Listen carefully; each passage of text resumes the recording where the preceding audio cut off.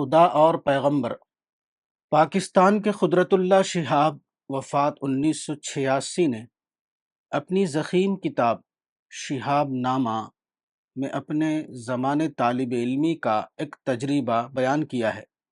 وہ لکھتے ہیں کہ آبادی سے دور ایک مخبوط الحواس، مجنون صفت، مجذوب نما شخص ویرانے میں بیٹھا رہتا تھا اور ہمہ وقت الا اللہ کی ضربیں لگاتا رہتا تھا۔ میں اور میرا ایک ہم عمر ہندو دوست اکثر اس کے پاس جا کر اس کا منہ چڑھایا کرتے اور اس کے ذکر کی نخلیں اتارا کرتے تھے۔ میرا ہندو دوست اللہ کے وزن پر محمل، مضحکہ خیز اور کبھی کبھی فحش قافیے جوڑ کر مذاق بھی اڑایا کرتا تھا۔ مجذوب نے ہمیں بار بار ڈانٹا کہ ہم اللہ کے نام کی بے حرمتی نہ کریں، لیکن ہم باز نہ آئے۔ ایک روز ہم دونوں اسی مشغلے میں مصروف تھے کہ ایک شخص ادھر سے چند نعتیہ اشعار الاپتا ہوا گزرا، جس کا ایک مصرع یہ تھا: محمد نہ ہوتے تو دنیا نہ ہوتی۔ یہ مصرع سن کر میرا ہندو دوست زور زور سے ہنسنے لگا اور اس نے اس میں محمد کی شان میں کچھ گستاخیاں بھی کی۔ میں نے آؤ دیکھا نہ تاؤ لپک کر ایک پتھر اٹھایا اور اسے گھما کر ہندو لڑکے کے منہ پر ایسے زور سے دے مارا کہ اس کا سامنے کا آدھا دانت ٹوٹ گیا۔ لاشعور کی وہ کون سی لہر تھی جو اللہ کے ساتھ مذاق پر تو خاموش رہتی تھی، لیکن رسول اللہ کے ساتھ گستاخی پر آنن فانن جوش میں آ گئی تھی۔ کوئی شخص رسول خدا کے متعلق بد زبانی کرے تو اکثر لوگ آپے سے باہر ہو جاتے ہیں، اور کچھ لوگ تو مرنے مارنے کی بازی تک لگا بیٹھتے ہیں۔ اس میں اچھے، نیم اچھے یا برے مسلمان کی بالکل کوئی تخصیص نہیں، بلکہ تجربہ تو یہی شاہد ہے کہ جن لوگوں نے ناموس رسول پر اپنی جان عزیز کو قربان کر دیا، ظاہری طور پر نہ تو وہ علم و فضل میں نمایاں تھے اور نہ زہد و تقویٰ میں ممتاز تھے۔ ایک عامی مسلمان کا شعور اور لاشعور جس شدت اور دیوانگی کے ساتھ شان رسالت کے حق میں مضطرب ہوتا ہے، اس کی بنیاد عقیدے سے زیادہ عقیدت پر مبنی ہے۔ خواص میں یہ عقیدت ایک جذبہ اور عوام میں ایک جنون کی صورت نمودار ہوتی ہے۔ شہاب نامہ، لاہور، 1988، صفحہ 16-17۔ قدرت اللہ شہاب نے جو بات کہی ہے وہ بلا شبہ ایک واقعہ ہے۔ یہ ایک حقیقت ہے کہ تمام مسلمان غالباً کسی استثناء کے بغیر اسی نفسیات کا شکار ہیں۔ خدا کی بے حرمتی ہو تو مسلمانوں کے جذبات نہیں بھڑکتے، لیکن رسول کی بے حرمتی ہو تو تمام مسلمان شدید طور پر بھڑک اٹھتے ہیں۔ فتوے اور بیانات سے لے کر عوامی مظاہرے تک وہ سب کچھ کرنے کے لیے تیار ہو جاتے ہیں۔ اس معاملے میں ان کی جذباتیت کا یہ حال ہوتا ہے کہ وہ تشدد اور توڑ پھوڑ تک کو اپنے لیے جائز سمجھ لیتے ہیں۔ اس معاملے کی مثالیں بار بار میڈیا میں آتی رہتی ہیں۔ اس کی ایک مثال وہ ہے جو ماہ نامہ الرسالہ، دسمبر 2012، صفحہ 25 میں دیکھی جا سکتی ہے۔ خدا اور رسول کے درمیان اس فرق کا سبب کیا ہے؟ اس کے سبب کی تحقیق کیجئے تو اس کے پیچھے مسلمانوں کی ایک ایسی کمزوری کی دریافت ہوتی ہے جو صرف ایک کمزوری نہیں بلکہ وہ یقینی طور پر ایک سنگین جرم کی حیثیت رکھتی ہے۔ خدا کا عقیدہ۔ خدا کے خلاف لکھنے اور بولنے والے پہلے بھی دنیا میں پائے جاتے تھے، لیکن موجودہ زمانے میں ایسے لوگوں کی تعداد ہزاروں گنا زیادہ بڑھ گئی ہے۔ فریڈرک نیٹشے مشہور جرمن فلسفی ہے۔ 56 سال کی عمر میں 1900 میں اس کی وفات ہوئی۔ جدید فلسفے میں اس کا بہت بڑا درجہ مانا جاتا ہے۔ نیٹشے نے کھلے طور پر کہا تھا کہ خدا مر چکا ہے۔ God is dead. Encyclopedia Britannica, Volume 13, page 79. Albert Einstein دور جدید کا مشہور ترین جرمن سائنسداں ہے۔ 76 سال کی عمر میں 1955 میں اس کی وفات ہوئی۔ خدا کے بارے میں آئنسٹائن کے خیالات کیا تھے؟ اس کا اظہار آئنسٹائن کے ایک مطبوعہ خط سے ہوتا ہے۔ یہ خط اس نے 3 جنوری 1954 کو اپنی ہینڈ رائٹنگ میں جرمن زبان میں ایک یہودی philosopher Eric B Gutkind کے نام لکھا تھا۔ اس خط میں اس نے لکھا تھا کہ خدا کا لفظ میرے نزدیک اس سے زیادہ اور کچھ نہیں کہ وہ صرف انسانی کمزوریوں کا ایک اظہار ہے۔ The word God is for me nothing more than the expression of human weaknesses. موجودہ زمانے میں خدا کے عقیدے کے خلاف جو کتابیں لکھی گئی ہیں اور جو مقالات شائع ہوئے ہیں ان کی تعداد ہزاروں سے بھی زیادہ ہے۔ اس نوعیت کی چند کتابوں کے نام یہ ہیں: God, The Failed Hypothesis by Victor Stenger, 2007. Society Without God by Phil Zuckerman, 2008. God is Not Great by Christopher Hitchens, 2009. Internet پر اس نوعیت کی کئی مستقل ویب سائٹس ہیں، مثلا God is imaginary.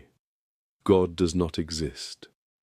اس سے بڑھ کر یہ کہ موجودہ زمانے کا سب سے بڑا علمی موضوع سائنس ہے۔ سائنس کو موجودہ زمانے کا سب سے زیادہ طاقتور علمی موضوع سمجھا جاتا ہے، مگر حال یہ ہے کہ سائنس کے تمام شعبوں سے خدا کو مکمل طور پر خارج کر دیا گیا ہے۔ سائنس بظاہر تخلیق یعنی کریشن کے مطالعے کا نام ہے، مگر سائنس کی تمام شاخوں میں خالق یعنی کریٹر کو پوری طرح حذف کر دیا گیا ہے۔ اس کی آخری حد یہ ہے کہ خود سائنس کے مطالعے سے موجودہ زمانے میں یہ معلوم ہوا ہے کہ کائنات میں واضح طور پر ایک ذہین ڈیزائنر یعنی انٹیلیجنٹ ڈیزائنر پایا جاتا ہے۔ یہ دریافت اپنے آپ میں ثابت کرتی ہے کہ یقینی طور پر کائنات کے پیچھے ایک ذہین ڈیزائنر موجود ہے۔ اس کے باوجود سائنٹیفک کمیونٹی خدا کے وجود کو ماننے کے لیے تیار نہیں۔ خدا اور مسلمان۔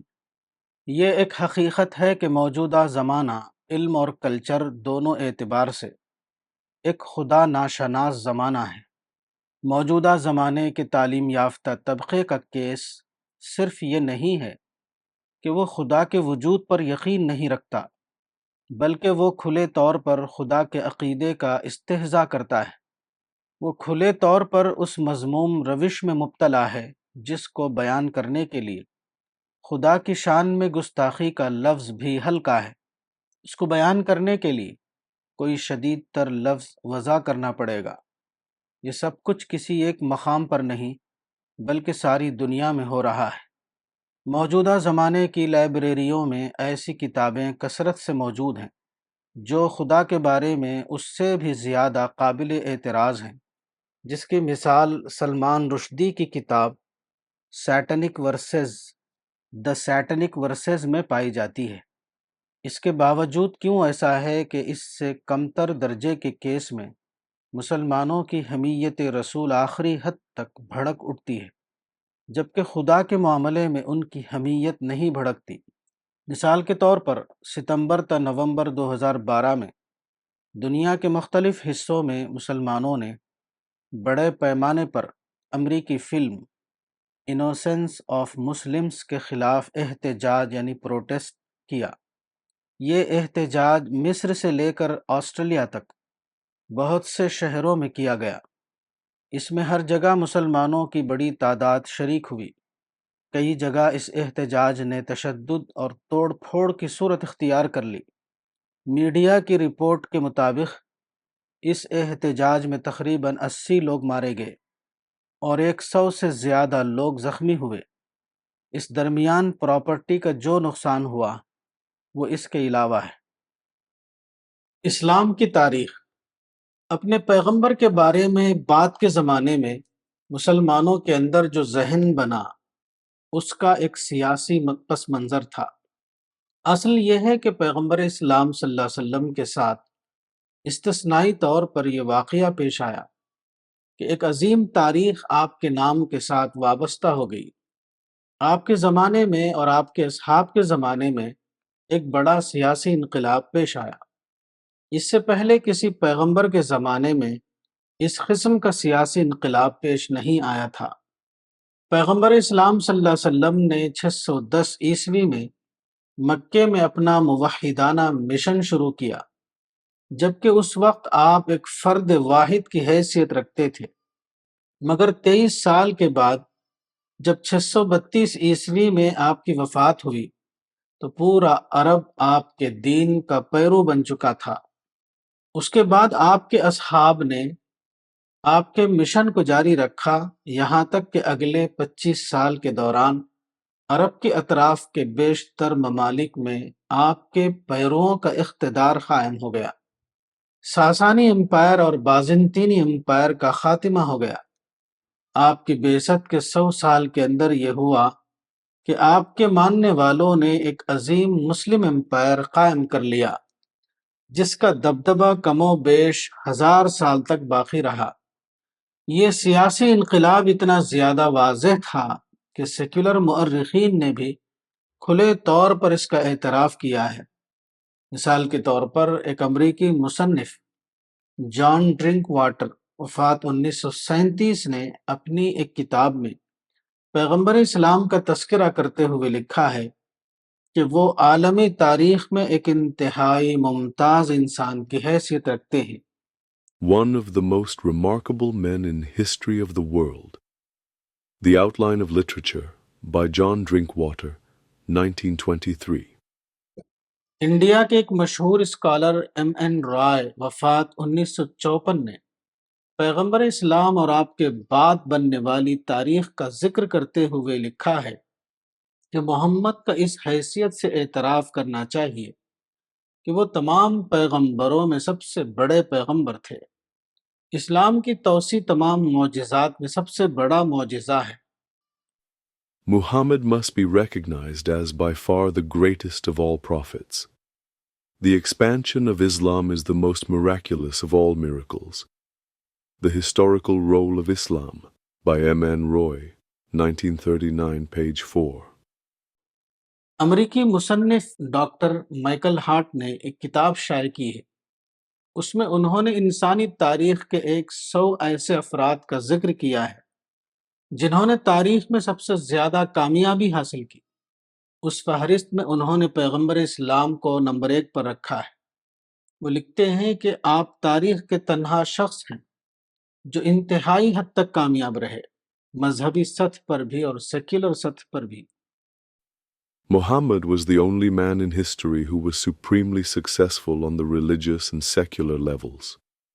Dr. Michael H. Hart, The 100, 1978. اسی طرح ایک امریکی اسکالر چارلز اساوی وفات 2000 نے اپنی ایک کتاب میں پیغمبر اسلام کا اعتراف ان الفاظ میں کیا ہے: یہ کہنا مبالغہ نہیں ہے کہ اگر کوئی ایک شخص ایسا ہے جس نے تاریخ کے دھارے کو بدل دیا تو وہ شخص محمد تھے۔ It does not seem too much to say that if any one man changed the course of history, that man was Muhammad. Muhammad's Historical Role by Charles Issawi, 1950, page 95. اس طرح کے بہت سے سیکولر مصنفین اور غیر مسلم محققین ہیں جنہوں نے پیغمبر اسلام صلی اللہ علیہ وسلم کا تذکرہ نہایت شاندار الفاظ میں کیا ہے۔ پیغمبر اسلام کے مشن کے ذریعے تاریخ میں جو انقلابی دور آیا وہ اتنا عظیم تھا کہ تمام اہل علم نے اس کا اعتراف کیا، خواہ وہ سیکولر اہل علم ہوں یا مذہبی اہل علم۔ انہوں نے کثرت سے اس موضوع پر کتابیں لکھی اور مقالات شائع کیے۔ مذکورہ چند اقتباسات اس معاملے کی وضاحت کے لیے کافی ہیں۔ خدا کا حصہ پیغمبر کو دینا۔ پیغمبر اسلام صلی اللہ علیہ وسلم کے مشن کے تحت جو عظیم تاریخ بنی وہ تمام تر منصوبے الہی کے تحت بنی۔ پیغمبر اسلام سے پہلے ہزاروں سال کے درمیان خدا کی طرف سے بہت سے پیغمبر آئے۔ ان پیغمبروں کے زمانے میں توحید کا اعلان تو ہوا، لیکن توحید کی بنیاد پر کوئی اجتماعی انقلاب نہ آ سکا، جبکہ اللہ تعالیٰ کو مطلوب تھا کہ پیغمبر کے ذریعے ایک ایسا موحدانہ انقلاب برپا ہو جو شرک کے دور کو ختم کرے اور توحید کا دور دنیا میں لے کر آئے۔ آخر کار اللہ تعالیٰ کی یہ منشا ہوئی کہ وہ تاریخ میں مداخلت کرے اور خصوصی نصرت کے ذریعے وہ انقلاب برپا کرے جو کہ اللہ کے تخلیقی منصوبے کے تحت ضروری تھا۔ اللہ تعالیٰ کے عام منصوبے کے مطابق اس منصوبے کی تکمیل اسباب کی صورت میں کی گئی۔ خاتم النبیین محمد صلی اللہ علیہ وسلم اس انقلاب کی بنیادی کڑی تھے۔ اللہ تعالیٰ کے اس خصوصی منصوبے کا آغاز 4000 سال پہلے حضرت ہاجرہ، حضرت ابراہیم اور حضرت اسماعیل کے ذریعے عرب کے صحرا میں ہوا۔ اس منصوبے کے تحت لمبی مدت کے دوران ایک خصوصی نسل تیار کی گئی جس کو بنو اسماعیل کہا جاتا ہے۔ اس نسل کی اعلیٰ خصوصیات کی بنا پر ایک مستشرق نے اس کو ہیروؤں کی ایک قوم، اے نیشن آف ہیروز کا لقب دیا ہے۔ اس خصوصی نسل میں پیغمبر اسلام اور آپ کے اصحاب پیدا ہوئے۔ اس کے بعد اللہ کی برتر تدبیر کے تحت بہت سے موافق حالات ظہور میں آئے۔ یہ اپنے آغاز سے انجام تک ایک انتہائی اعلیٰ نوعیت کا خدائی منصوبہ تھا۔ پیغمبر اسلام اور آپ کے اصحاب کے ذریعے جو عظیم اسلامی تاریخ بنی، وہ دراصل اسی منصوبے الہی کا نتیجہ تھی۔ قرآن میں اس حقیقت کو نہایت واضح الفاظ میں بیان کیا گیا ہے کہ پیغمبر اور اصحاب پیغمبر کے زمانے میں جو تاریخی انقلاب آیا وہ کسی فرد کا شخصی کارنامہ نہ تھا، بلکہ وہ براہ راست طور پر اللہ کے ایک برتر منصوبے کا نتیجہ تھا۔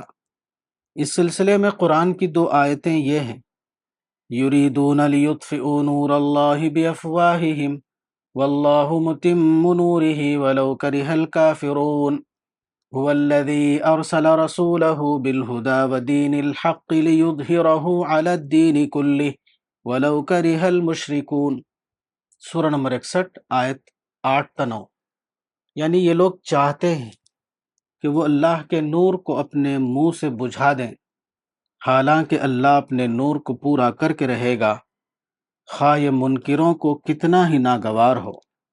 وہ اللہ ہی ہے جس نے اپنے رسول کو ہدایت اور دین حق کے ساتھ بھیجا تاکہ اللہ اس کو سب دینوں پر غالب کر دے، خواہ یہ مشرکوں کو کتنا ہی ناگوار ہو۔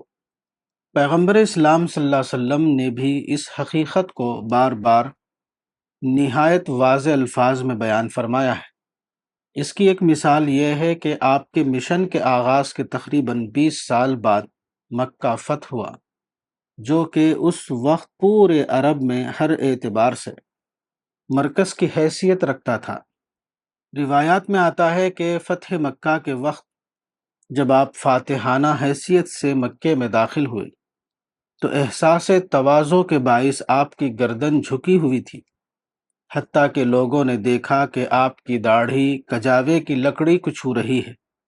اس وقت کعبے کے دروازے پر کھڑے ہو کر آپ نے جو خطبہ دیا اس میں یہ الفاظ تھے: لا الہ الا اللہ وحدہ صدق وعدہ ونصر عبدہ وہزم الاحزاب وحدہ۔ سنن نبی داود رقم الحدیث 4547۔ یعنی ایک اللہ کے سوا کوئی اللہ نہیں۔ اللہ نے اپنا وعدہ سچ کر دکھایا، اللہ نے اپنے بندے محمد کی نصرت کی، اور اللہ نے دشمن کی جماعتوں کو تنہا شکست دے دی۔ حب شدید کا تعلق قرآن میں بتایا گیا ہے کہ اہل ایمان کو حب شدید سورہ نمبر 2 آیت 165 کا تعلق صرف اللہ سے ہوتا ہے، کسی اور سے نہیں۔ حب کا مطلب ہے اسٹرانگ افیکشن، یعنی شدید قلبی تعلق۔ بعد کے دور کے مسلمانوں کے ساتھ یہ حادثہ پیش آیا کہ جذباتی طور پر ان کے لیے حب شدید کا مرکز اللہ کے بجائے پیغمبر بن گیا۔ اس طرح ان کے جذبات کا مرجع بدل گیا۔ یہی وجہ ہے کہ وہ اللہ کی اہانت پر مشتعل نہیں ہوتے، لیکن وہ اپنے پیغمبر کی اہانت پر سخت مشتعل ہو جاتے ہیں۔ بالفاظ دیگر انہوں نے مشرکین کے طریقے کو اختیار کرتے ہوئے یہ کیا کہ اللہ کے کارنامے کو اپنے پیغمبر کا کارنامہ سمجھ لیا۔ جو کچھ اللہ کے لیے تھا اس کو انہوں نے اپنے پیغمبر کے حصے میں ڈال دیا۔ سیرت اور تاریخ کی کتابیں۔ پیغمبر اسلام صلی اللہ علیہ وسلم کے بعد سیرت اور تاریخ پر جو کتابیں لکھی گئیں وہ فخر کی نفسیات کے تحت لکھی گئیں۔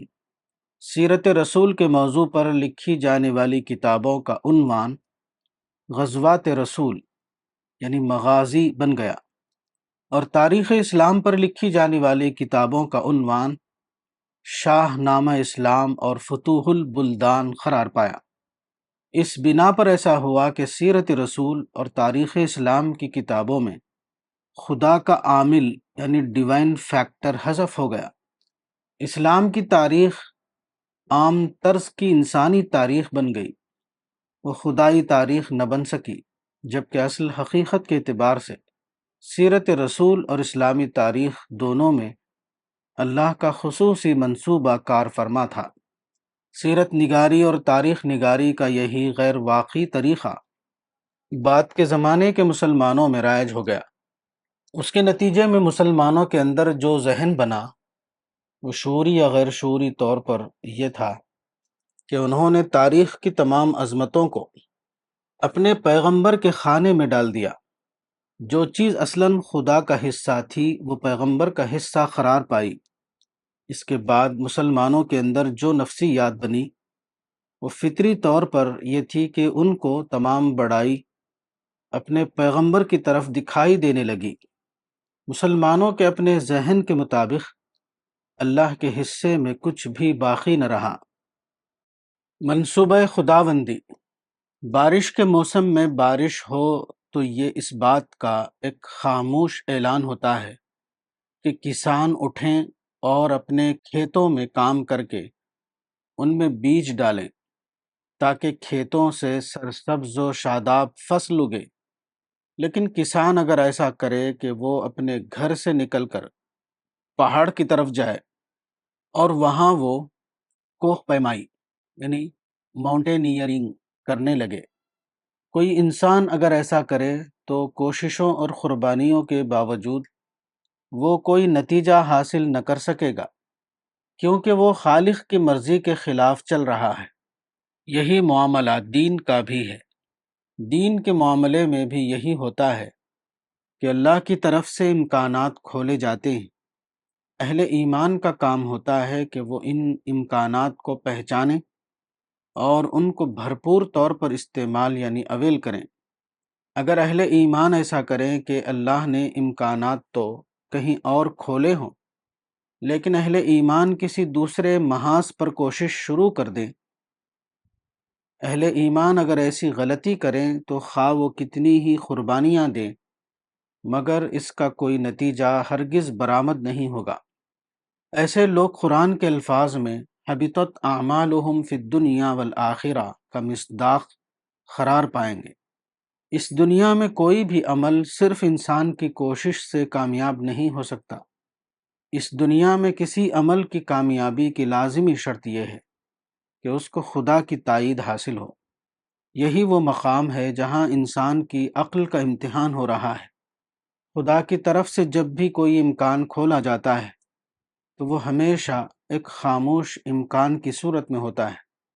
اس کے ساتھ کبھی آسمان سے آواز نہیں آتی، حتیٰ کہ جب اس دنیا میں خدا کا کوئی پیغمبر آتا ہے تو بلا شبہ وہ خدا کا ایک خصوصی منصوبہ ہوتا ہے، لیکن اس وقت بھی آسمان سے یہ آواز نہیں آتی کہ اے لوگو، یہ خدا کا رسول ہے، اس کو سنو اور اس کا اتباع کرو۔ یہ ایک دریافت کا معاملہ ہے جو انسان کو اپنی عقل کے استعمال کے ذریعے خود کرنا پڑتا ہے۔ موجودہ زمانے کے مسلم رہنماؤں کی سب سے بڑی غلطی یہ ہے کہ وہ اس معاملے میں مکمل طور پر ناکام رہے۔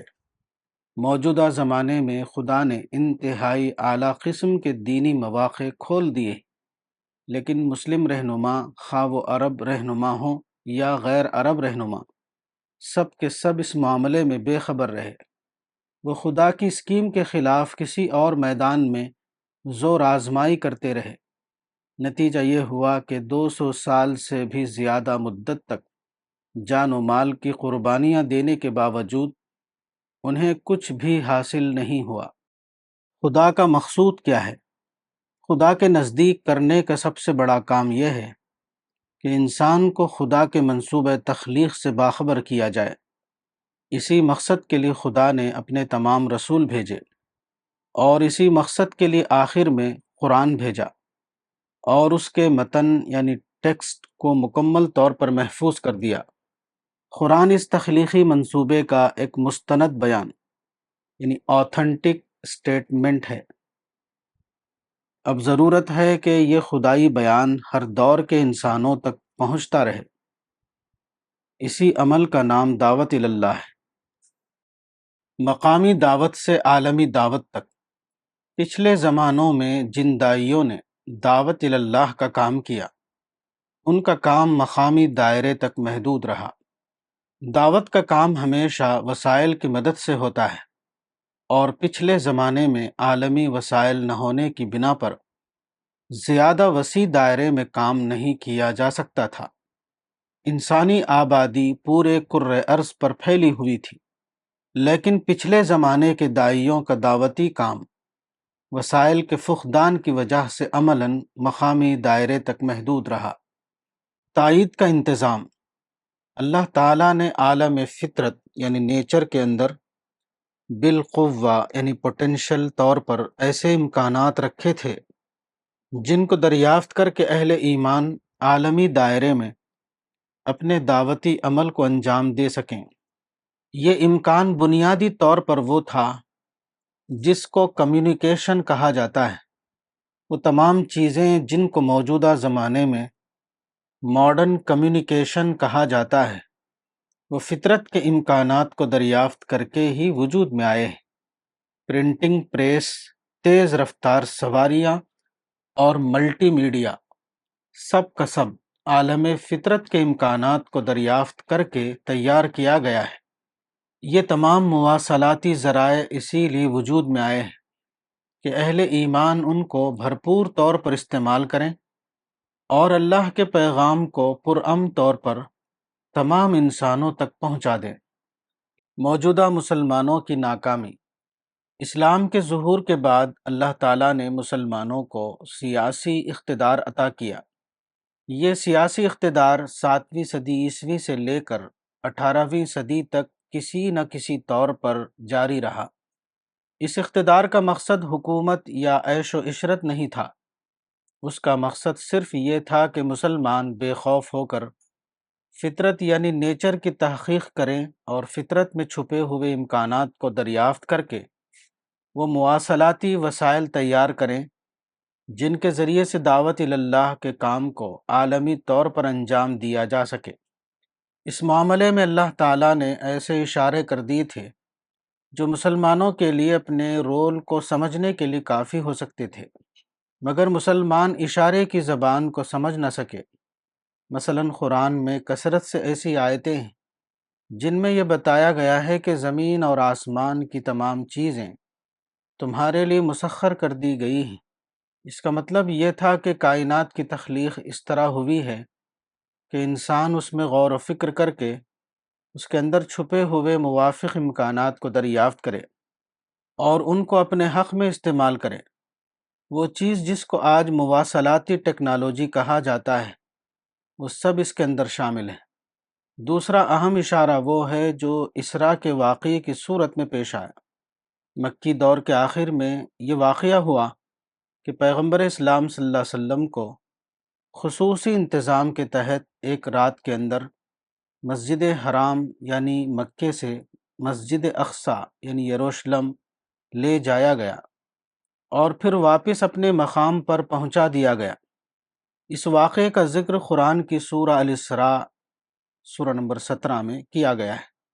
واضح ہو کہ مکہ اور یروشلم کے درمیان تقریباً 1250 کلومیٹر کا فاصلہ ہے، یعنی ریٹرن جرنی کے اعتبار سے 2500 کلومیٹر کا فاصلہ۔ قرآن کی جس سورہ میں اس واقعے کا ذکر ہے اس میں مقصد سفر کو ان الفاظ میں بیان کیا گیا ہے، لِنُرِيَهُ مِنْ آیاتنا، سورہ نمبر 17 آیت 1، یعنی تاکہ ہم اس کو اپنی کچھ نشانیاں دکھائیں، so that we might show him some of our signs۔ اس آیت میں جس نشانی کا ذکر ہے اس سے مراد خود سفر ہے، نہ کہ یروشلم میں واقع کوئی چیز۔ اللہ تعالیٰ نے اپنے آخری پیغمبر کے ذریعے جو کتاب ہدایت یعنی قرآن بھیجی، وہ اس لیے تھی تاکہ وہ کرۂ ارض پر بسنے والے تمام انسانوں تک پہنچے۔ یہ عالمی پیغام رسانی کیوں کر ممکن ہوگی؟ اس کے بارے میں اشاراتی طور پر بتایا گیا کہ عالم فطرت یعنی نیچر میں اللہ نے بالقوہ طور پر تیز رفتار ترسیل یعنی ریپڈ کمیونیکیشن کے امکانات رکھ دیے ہیں، جن کو دریافت کر کے واقعہ بناؤ اور ان کو تمام اہل عالم تک پیغام خداوندی یعنی قرآن کو پہنچانے کے لیے استعمال کرو۔ استبدال قوم کا اصول۔ امت مسلمہ کو اللہ تعالیٰ نے لمبی مدت تک یہ موقع دیا کہ وہ فطرت کے اس امکان کو واقعہ بنائے اور قرآن کے سلسلے میں اپنی عالمی ذمہ داری کو پورا کرے، لیکن امت مسلمہ کے رہنما اور قائدین اس راز کو نہ سمجھ سکے، وہ دوسرے میدانوں میں سرگرم رہے، لیکن دعوت اللہ کے عالمی تقاضوں کو پورا کرنے کے لیے جو عمل مطلوب تھا اس عمل کو انجام دینے میں وہ پوری طرح ناکام رہے۔ اس کے بعد اللہ تعالیٰ کی وہ سنت ظاہر ہوئی جس کو قرآن میں استبدال قوم سورہ نمبر 47 آیت 38 کہا گیا ہے، یعنی ایک خدائی مطلوب کو انجام دینے میں اگر ایک گروہ ناکام ہو جائے تو اس کی جگہ دوسرے گروہ کو لے آنا۔ موجودہ زمانے میں جن مغربی قوموں نے دور مواصلات یعنی ایج آف کمیونیکیشن پیدا کیا ہے وہ اسی استبدال قوم کی توسیع صورت ہے۔ ملی رہنماؤں کی ناکامی۔ اہل مغرب نے تائید کا جو کام انجام دیا اس کے پیچھے کوئی دینی جذبہ نہیں تھا، یہ کام انہوں نے اپنے مادی اور قومی جذبے کے تحت کیا، یہ بالکل فطری تھا۔ اس قسم کے ذاتی محرک کے بغیر وہ خارجی سپورٹ فراہم کرنے کا کام انجام نہیں دے سکتے تھے۔ مزید یہ کہ جب انہوں نے اتنا بڑا تاریخی کام انجام دیا تو یہ بھی فطری تھا کہ ان کو عالمی دبدبہ حاصل ہو جائے۔ کسی بڑے رول کے ساتھ دبدبہ اس طرح جڑا ہوا ہے کہ دونوں کو ایک دوسرے سے الگ نہیں کیا جا سکتا۔ اس کے ذریعے ان کو نہ صرف مادی فائدے حاصل ہوئے بلکہ ان کو براہ راست یا بالواسطہ طور پر سیاسی غلبہ بھی حاصل ہو گیا۔ یہ ان کے سپورٹنگ رول کی قیمت تھی، اس قیمت کے بغیر وہ اپنا سپورٹنگ رول انجام نہیں دے سکتے تھے۔ موجودہ زمانے کے مسلم رہنماؤں نے اس راز کو نہیں سمجھا، وہ ایک چیز اور دوسری چیز کے درمیان فرق کرنے میں عاجز رہے، وہ اس حکمت یعنی وزڈم کا ثبوت نہ دے سکے جس کو ان الفاظ میں بیان کیا جا سکتا ہے کہ متعلق حصے کو لینا اور غیر متعلق حصے کو چھوڑ دینا۔ مغربی قومیں جب جدید طاقتوں کے ساتھ ایشیا اور افریقہ میں داخل ہوئیں تو اس داخلے کے دو پہلو تھے، ایک یہ کہ ان مغربی قوموں نے فطری طور پر اس وقت کی مسلم دنیا میں سیاسی غلبہ حاصل کر لیا۔ اس واقعے کا دوسرا پہلو یہ تھا کہ یہ قومیں اس عظیم نعمت کو لے کر آئی تھیں جو خود اسلام کا عین مطلوب تھا، جس کا 1000 سال سے تاریخ کو انتظار تھا، یعنی جدید مواصلات یعنی ماڈرن کمیونیکیشن۔ مگر موجودہ زمانے کے مسلم رہنما بر وقت اس دانش مندی کا ثبوت نہ دے سکے جو اس وقت ان سے مطلوب تھی، یعنی سیاسی مسئلے کو عملی طور پر نظر انداز کرنا اور کمیونیکیشن کے جدید ذرائع کو بھرپور طور پر دعوت کے لیے استعمال کرنا۔ موجودہ زمانے میں مسلمانوں کے تمام مسائل اسی دانش مندی کے فقدان کا نتیجہ ہے۔ ایک عرب شیخ عبد الرحمن حبنکہ المیدانی نے اپنی ایک کتاب میں بتایا ہے کہ اس وقت امت مسلمہ کے تمام مسائل کا اصل سبب 3 اژدہے ہیں۔ مصنف کے نزدیک یہ 3 اژدہے یا یہ 3 بڑے سانپ یہ ہیں: استعمار یعنی کالونیلزم، استشراق یعنی اورینٹلزم، مسیحی مبلغین کرسچین مشنریز۔ یہ کسی ایک مصنف کی بات نہیں، یہی موجودہ زمانے کے تقریباً تمام مسلم رہنماؤں کی سوچ ہے۔ اسی غلط سوچ کا یہ نتیجہ ہے کہ ساری دنیا کے مسلمان پچھلے 200 سال سے اس مفروضہ افاعی سے لڑنے اور ان کو ختم کرنے میں مشغول ہیں، لیکن عملی نتیجہ مکمل طور پر برعکس صورت میں ظاہر ہوا ہے۔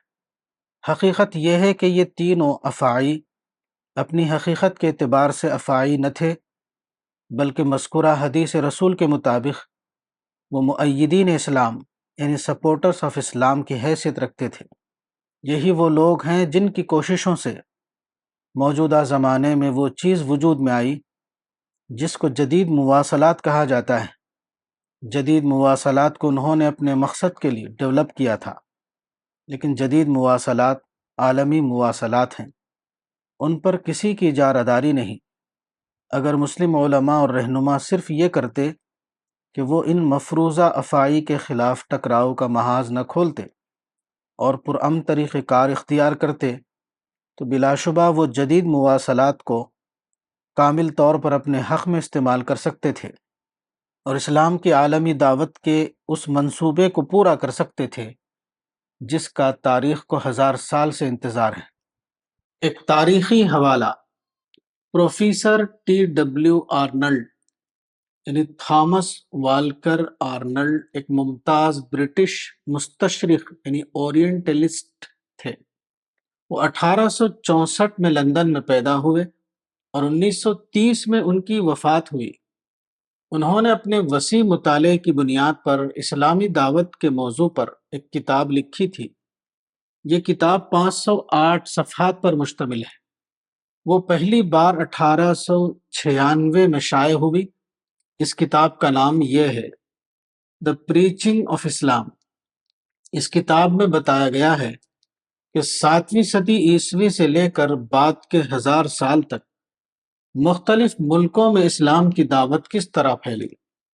مثال کے طور پر افریقہ کے بارے میں انہوں نے ایک رپورٹ کے حوالے سے اپنی اس کتاب میں لکھا ہے کہ اس وقت جس رفتار سے افریقہ میں اسلام پھیل رہا ہے، اس کی روشنی میں یہ کہا جا سکتا ہے کہ نائجر دریا کے دونوں کناروں پر 1910 تک مشکل ہی سے کوئی گاؤں بچے گا جو اسلام کے حلقے میں نہ آ گیا ہو۔ A Christian missionary reports, "When I came out in the year 1898, there were few Mohammedans to be seen Ida. Now they are everywhere, excepting below Abo, and at the present rate of progress, there will scarcely be a heathen village on the river Niger banks by 1910, page 329." Professor Arnold نے یہ بات مغربی افریقہ کے Niger دریا کے دونوں طرف واقع بستیوں کے بارے میں لکھی ہے۔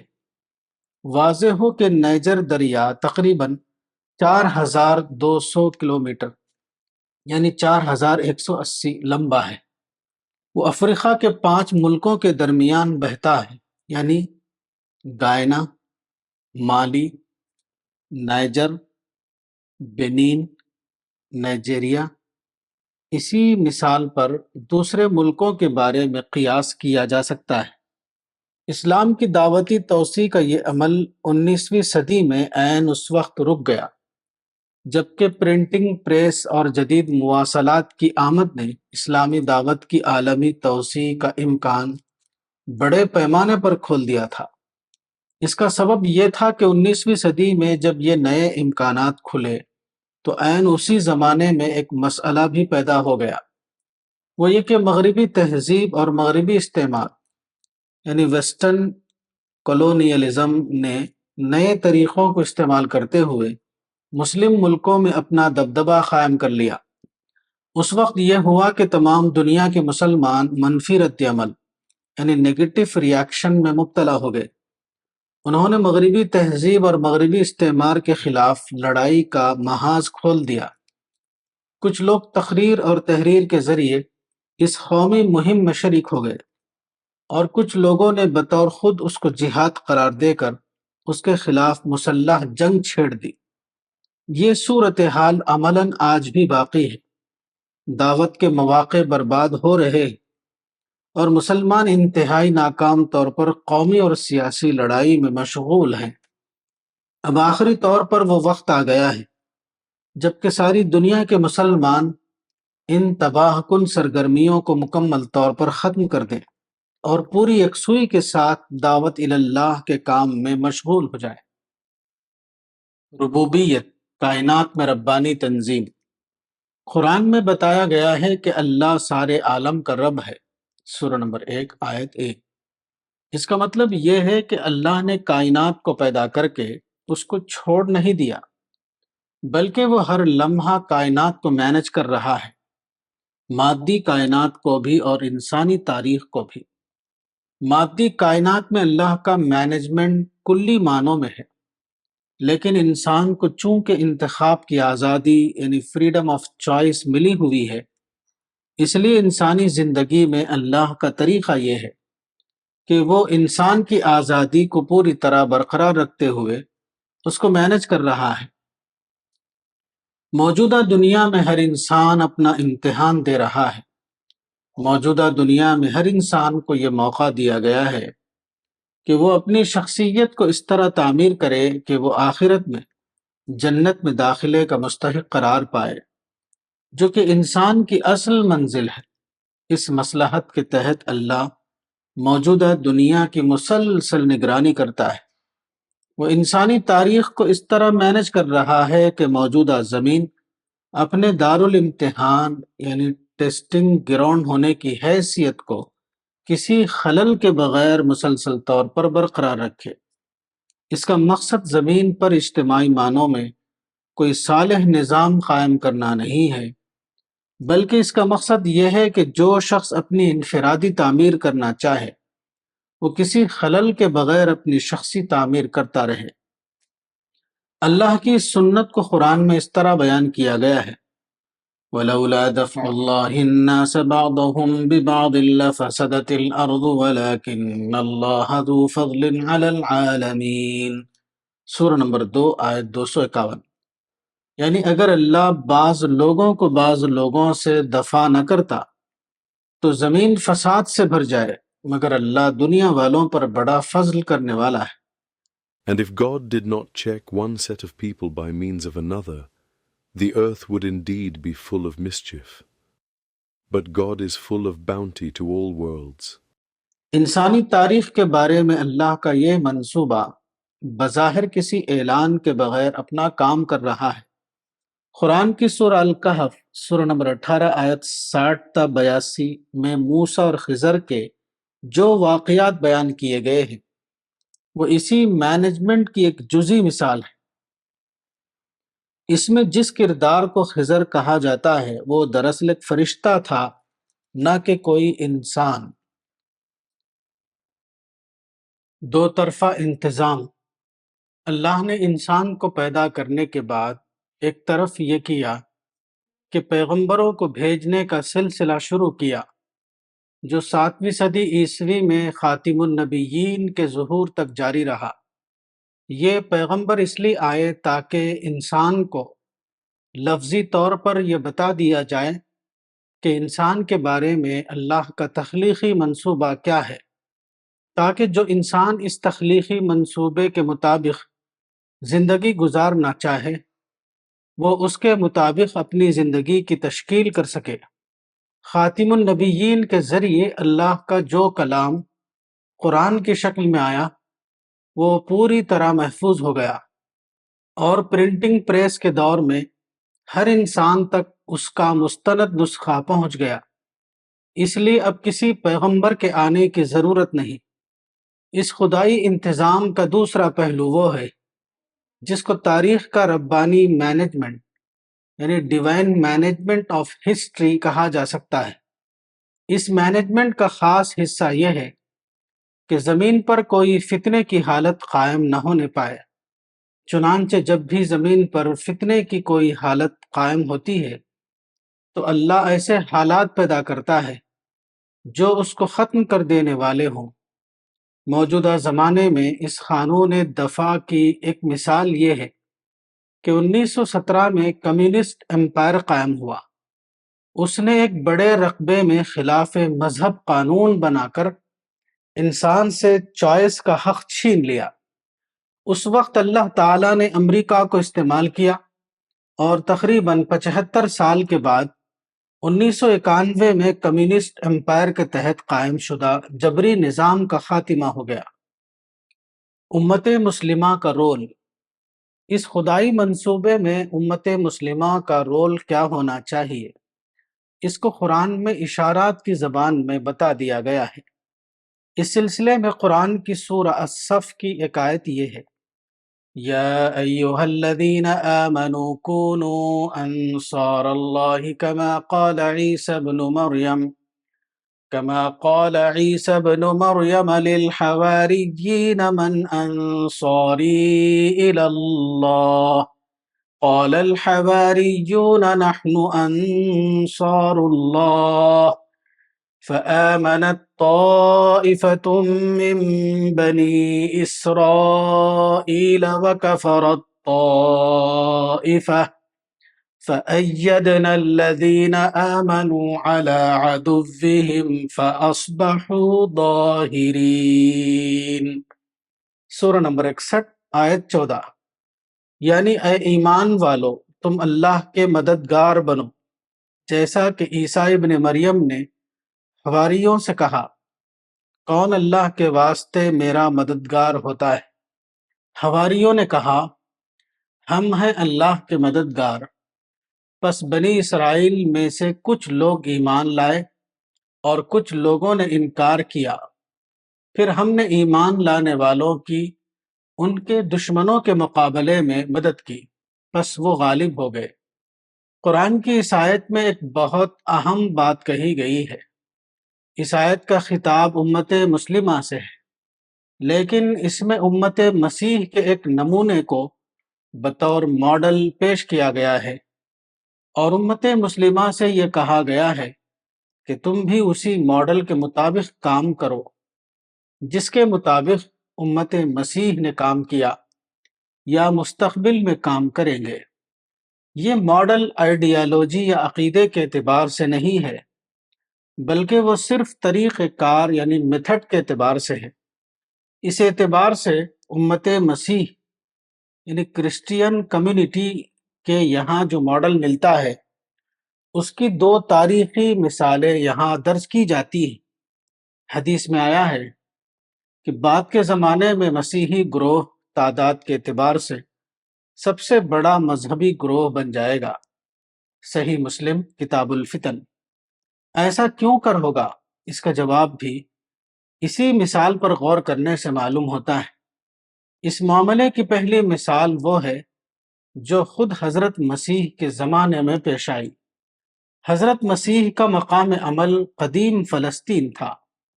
فلسطین میں حضرت مسیح کے ابتدائی پیرووں پر سخت ظلم کیا گیا، مگر حضرت مسیح کی تعلیم کے مطابق ان کے پیرووں نے اپنے دشمنوں سے کوئی نفرت نہیں کی۔ انہوں نے دشمنوں کے خلاف کوئی جوابی کارروائی نہیں کی، حتیٰ کہ ان کے خلاف کوئی پروپیگنڈا بھی نہیں کیا۔ وہ خاموشی کے ساتھ فلسطین سے باہر چلے گئے اور حضرت مسیح کی تعلیم دشمن سے محبت کرو، لو یور اینیمی کے اصول پر عمل کرتے ہوئے پرامن دعوت یعنی پیسفل مشنری ورک میں مشغول ہو گئے۔ تاریخ بتاتی ہے کہ سینٹ پال کے زیر اثر مسیحی گروہ کے اندر کچھ نظریاتی انحرافات پیدا ہوئے، لیکن جہاں تک پرامن طریقہ کار کا معاملہ ہے اس پر وہ بدستور پوری طرح قائم رہے۔ پرامن مشنری سرگرمیوں کے ذریعے مسیحیت مختلف ملکوں میں پھیلتی رہی، یہاں تک کہ رومی شہنشاہ کانسٹنٹین اول یعنی کانسٹنٹین فرسٹ نے 337 میں مسیحی مذہب قبول کر لیا۔ یہ الناس علی دین ملوکہم کا دور تھا۔ چنانچہ جلد ہی ایسا ہوا کہ یورپ کے تقریباً تمام باشندوں نے مسیحی مذہب کو اختیار کر لیا۔ مسیحی گروہ کو یہ غیر معمولی کامیابی تمام تر پرامن دعوت کے ذریعے حاصل ہوئی۔ مسیحی گروہ کے ذریعے تاریخ میں اس سلسلے میں دوسرا ماڈل 7ویں صدی عیسوی میں قائم ہوا۔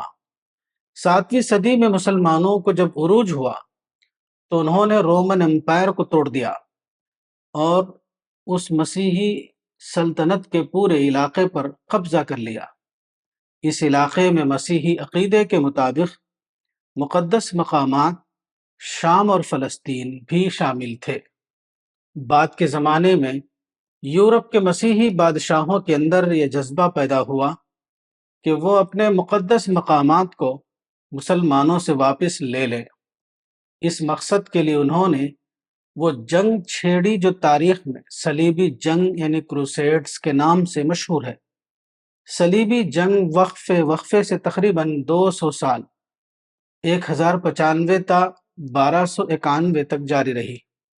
مورخ گبن کے الفاظ میں اس جنگ میں یورپ کی مسیحی قوموں کو ذلت آمیز شکست یعنی ہیوملیٹنگ ڈیفیٹ ہوئی، مگر تاریخ کا یہ انوکھا معجزہ ہے کہ اس شکست کے بعد مسیحی قوموں میں منفی رد عمل یعنی نیگیٹو ریاکشن کا جذبہ پیدا نہیں ہوا، بلکہ انہوں نے یہ کیا کہ اپنے جذبے کو پرامن عمل کی طرف ڈائیورٹ کر دیا، یعنی مسلمانوں سے مسلح مقابلہ ختم کر کے علم و تحقیق کے میدان میں اپنی کوششوں کو صرف کرنا۔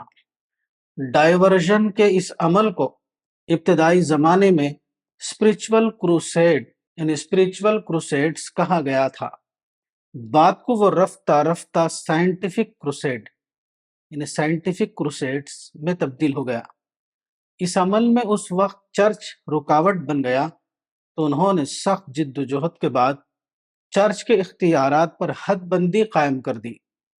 پھر 1929 میں چرچ کو ویٹیکن یعنی روم کے محدود رقبے میں گویا ہاؤس ارسٹ کر دیا، جس کا کل رقبہ صرف 1009 مربع ایکڑ ہے۔ اس دور میں یورپ کے جن لوگوں نے سائنٹیفک کروسیڈز یا سائنسی ریسرچ کے میدان میں کام کیا وہ تقریباً سب کے سب مسیحی افراد تھے۔ اس سائنسی عمل میں بریک تھرو اس وقت آیا جبکہ 1609 میں اٹلی کے فلکیاتی عالم گیلیلیو نے ابتدائی دوربین تیار کی اور اس کے ذریعے خلا کا مشاہدہ کیا۔ اس مشاہدے نے سائنسدانوں کے سامنے عمل کا ایک ایسا میدان کھول دیا جو ناقابل قیاس حد تک وسیع تھا۔ اس وقت یورپی ذہن نے یہ جانا کہ ہم عالم صغیر میں جی رہے تھے، جبکہ یہاں عالم کبیر ہمارا استقبال کرنے کے لیے موجود ہے۔ اس کے بعد یورپ کے مسیحی اہل علم پوری طرح سائنسی تحقیق کے میدان میں سرگرم ہو گئے، یہاں تک کہ انہوں نے تاریخ میں پہلی بار ایک نیا دور پیدا کر دیا جس کو عام طور پر جدید تہذیب یعنی ماڈرن سویلائزیشن کہا جاتا ہے۔ قابل تقلید ماڈل قرآن کی سورہ الصف میں پیروان مسیح کے اس ماڈل کو اہل ایمان کے لیے قابل تقلید ماڈل کے طور پر پیش کیا گیا ہے۔ اس سے مراد خاص طور پر پیروان مسیح کی تاریخ کے یہی 2 واقعات ہیں۔ پہلا واقعہ وہ ہے جو حضرت مسیح کے بعد کی ابتدائی صدیوں میں پیش آیا۔ اس وقت پیروان مسیح کو سخت طور پر ظلم و ستم کا نشانہ بنایا گیا تھا، لیکن انہوں نے اس کے مقابلے میں رد عمل کا طریقہ اختیار نہیں کیا، بلکہ وہ طریقہ اختیار کیا جو حضرت مسیح نے ان کو ان الفاظ میں بتایا تھا: اپنے دشمن سے محبت کرو۔ اس کا مطلب یہ تھا کہ دوسروں کی طرف سے اگر تم کو دشمنی کا تجربہ ہو تب بھی تم اپنے آپ کو منفی نفسیات سے بچاؤ اور ایک طرفہ طور پر پرامن طریقہ اختیار کرتے ہوئے دوسروں تک اپنا پیغام پہنچاؤ۔ پیروان مسیح کے ماڈل میں دوسرا نمونہ وہ ہے جو صلیبی جنگوں کے بعد سامنے آیا، یعنی عسکری میدان میں ناکامی کے بعد اپنے میدان عمل کو بدل دینا، جیسا کہ پیروان مسیح نے کیا۔ انہوں نے مسلح کروسیڈ کے میدان میں اپنی کوششوں کو بے نتیجہ پایا تو انہوں نے ڈائیورژن کا طریقہ اختیار کیا، اس طرح کے عسکری میدان کو چھوڑ کر پرامن سائنسی میدان میں اپنے آپ کو سرگرم عمل کر لیا۔ امت مسلمہ کی کوتاہی۔ عجیب بات ہے کہ سورہ الصف میں مسلمانوں کو جو عملی نصیحت کی گئی تھی اس کو وہ اختیار نہ کر سکے۔ مسلمانوں سے یہ مطلوب تھا کہ وہ پیروان مسیح کے اس ماڈل کو اپنائیں جس کو قرآن میں پیشگی طور پر بتا دیا گیا تھا۔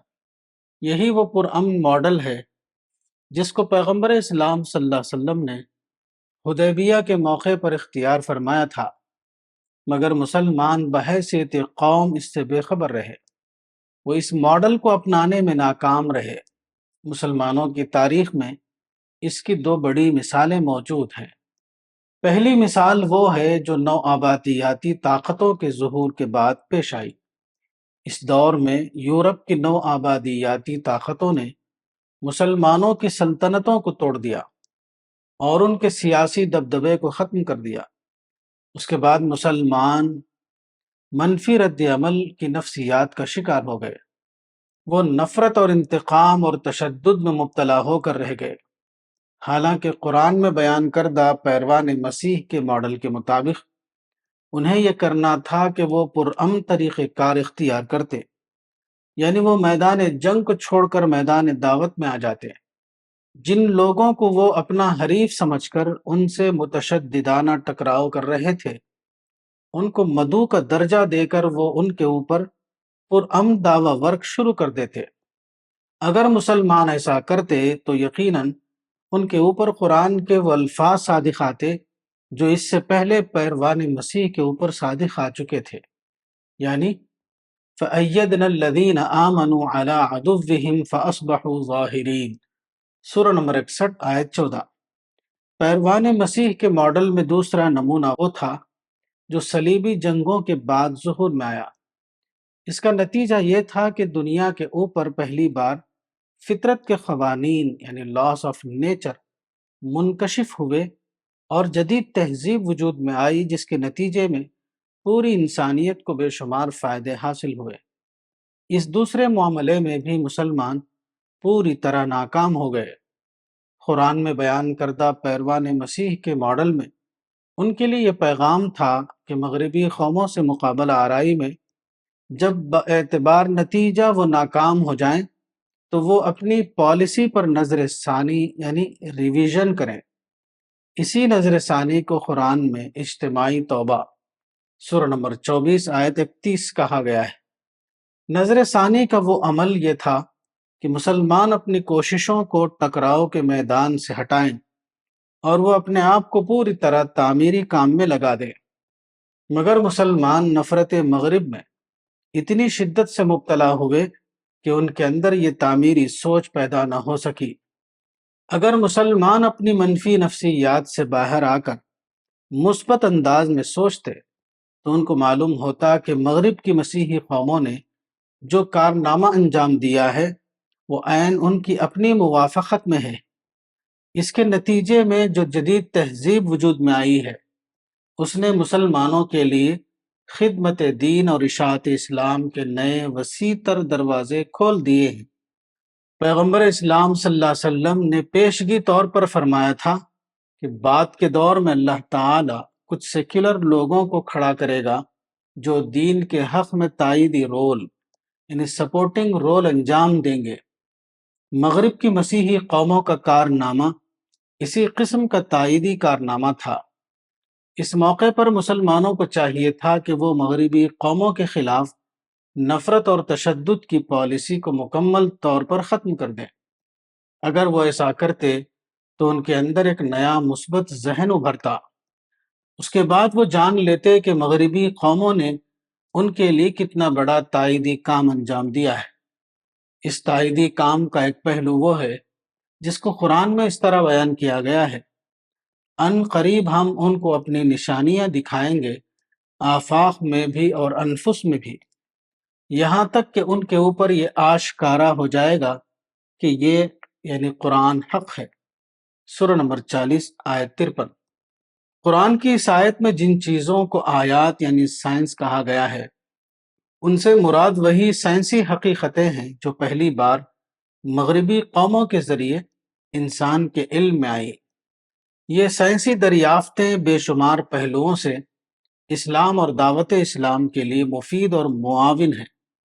حقیقت یہ ہے کہ 7ویں صدی میں جو اسلامی انقلاب آیا تھا، وہ ایک پہلو سے تاریخ میں ایک نئے عمل یعنی پروسیس کا آغاز تھا۔ یہ عمل تدریجی طور پر اپنا کام کرتا رہا۔ نشأت ثانیہ کے بعد یورپ میں جو انقلابات آئے، وہ سب اسی تاریخی عمل کی تکمیل تھے۔ مثلا افکار کے معاملے میں کھلا پن یعنی انٹلیکچول اوپننس، مذہبی آزادی، تشدد کے طریقے کا بحیثیت اصول ختم ہو جانا، بادشاہت کے بجائے جمہوریت کا نظام، پرنٹنگ پریس کا دور وغیرہ۔ اس قسم کی تمام تبدیلیاں جو مغربی تہذیب کے بعد دنیا میں آئیں، وہ سب خود اسلام کا مطلوب تھیں۔ ان تبدیلیوں کے ذریعے یہ ممکن ہو گیا کہ اسلام کی صداقت کو خالص علمی اعتبار سے مدلل کیا جائے۔ جدید ٹیکنالوجی اور کمیونیکیشن نے اس بات کو ممکن بنا دیا کہ اسلام کی اشاعت کو عالمی سطح پر انجام دیا جا سکے۔ اس طرح کی بے شمار جدید چیزیں ہیں جو عین اسلام کے حق میں ہیں، اور وہ عملاً سب کی سب مغربی تہذیب کے نتیجے میں انسان کو حاصل ہوئی ہے۔ خاتمہ کلام۔ امت مسلمہ کی تاریخ اب 21ویں صدی عیسوی میں پہنچ چکی ہے۔ اب آخری طور پر وہ وقت آ گیا ہے جبکہ امت کے اندر وہ سوچ پیدا ہو جس کو قرآن کے اندر اجتماعی توبہ کہا گیا ہے، یعنی قومی پالیسی کو بدلنا۔ یہی امت مسلمہ کے مسائل کا واحد حل ہے۔ اس کے سوا کوئی اور حل نہ ممکن ہے اور نہ مطلوب۔ پچھلی صدیوں میں جو حالات پیدا ہوئے، اس کے نتیجے میں ساری دنیا کے مسلمانوں کے اندر منفی نفسیات کا ذہن پیدا ہوا۔ اس کا نتیجہ یہ ہوا کہ مسلمان اپنی اصل حیثیت کو بھول گئے، یعنی یہ کہ وہ اللہ کے دین کے داعی ہیں اور دوسری قومیں ان کے لیے مدعو کا درجہ رکھتی ہیں۔ اصل حقیقت کے اعتبار سے مسلمانوں اور دوسرے انسانوں کے درمیان داعی اور مدعو کی نسبت ہے، لیکن مسلمانوں کی منفی نفسیات کی بنا پر یہ ہوا کہ مسلمانوں اور دوسرے انسانوں کے درمیان حریف اور رقیب کی نسبت قائم ہو گئی۔ موجودہ زمانے میں کرنے کا اصل کام یہ ہے کہ مسلمانوں اور دوسرے انسانوں کے درمیان اس نسبت کو درست کیا جائے۔ مسلمانوں کے اندر عمومی طور پر یہ سوچ پیدا کی جائے کہ وہ داعی ہیں اور دوسری قومیں ان کے لیے مدعو کی حیثیت رکھتی ہیں۔ اسی میں مسلمانوں کی دنیا کی کامیابی بھی ہے اور اسی میں ان کی آخرت کی کامیابی بھی۔